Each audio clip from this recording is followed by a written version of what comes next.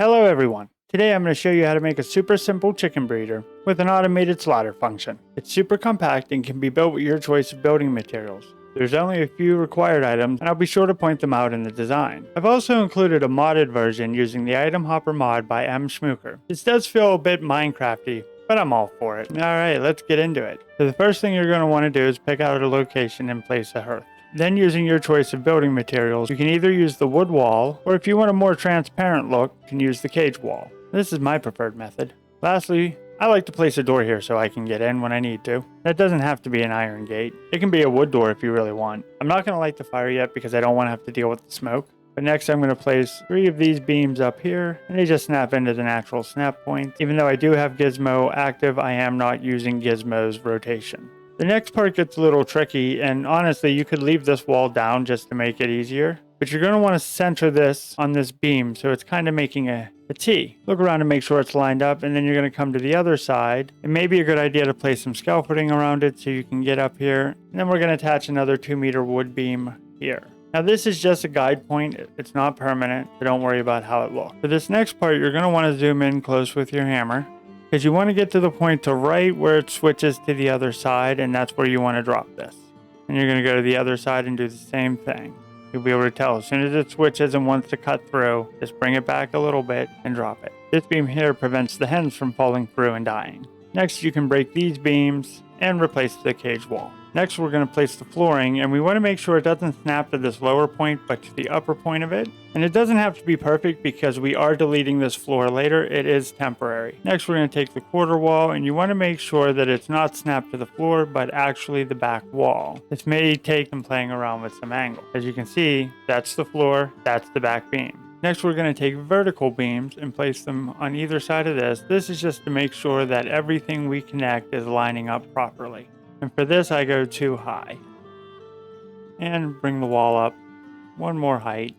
Now on the back, it's very important that we're not through the beam, but connected to the wall. This one might be trickier to connect. The key is to actually aim right where the fence would turn green to get it in place. Next, we're going to go around and place a 2-meter beam here and a 1-meter beam here. We can go ahead and remove these ladders, as we're now going to place a 2x2 floor here and 2 1x1s here. And you can use whatever you want for laddering up to here, however you want to stagger it. Next, we're going to place a half wall and a 1x1 up higher, and this is mainly just to guide the eggs in. Whoop, you don't want it to do that. And back up a little bit. And there you go, it should fall in place. It's okay if it falls into the back part of it. And then throw your second egg. Now at this point, you're going to want to close off this bottom part so that the baby chickens can't get out. We're also going to attach the roof now, and for that it's easier to remove the back wall and then take your 26-degree thatched roof and attach it in place. You want to make sure it's actually attached to the beam and you didn't accidentally get the top of this.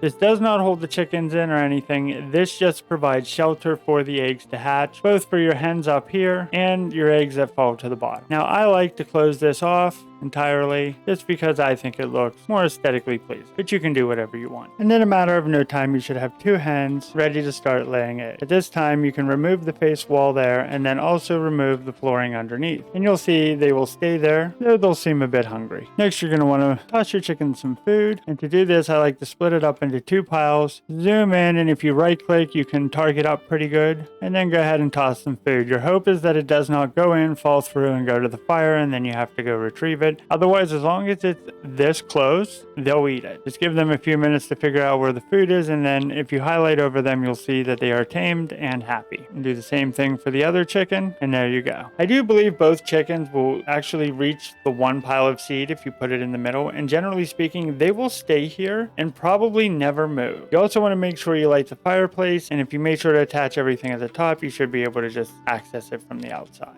Now, if you wanted to spruce it up a little bit more, you could add some steps in the back and a nice chest to store all the chicken meat and feathers that are to come. This is a really easy design, and I hope you find use for it in your world. Now do keep in mind that since we are killing the chickens and not letting them grow to full hens, this is not the most efficient system, but compared to some of the other ones I've seen, which rely on entity cramming, this one would be a lot less laggy and probably more reasonable for building on a server. Now in the event that one of your chickens escapes or gets out, it's easy enough to replace the floor, toss in 2 new eggs, close it off, let them rehatch, and repair the system. If you play with mods, you can find this nifty little hopper mod by mschmooker. It will pull things through the fire, and I would recommend setting each hopper to being an item filter of either a feather or a chicken meat so it doesn't grab the egg. Now keep in mind it is a mod, so it is not perfect. Sometimes you might miss a hopper or an egg will slip through somehow. And the hoppers don't look like they actually connect together, but it's super useful. If you like this auto slaughter chicken breeder,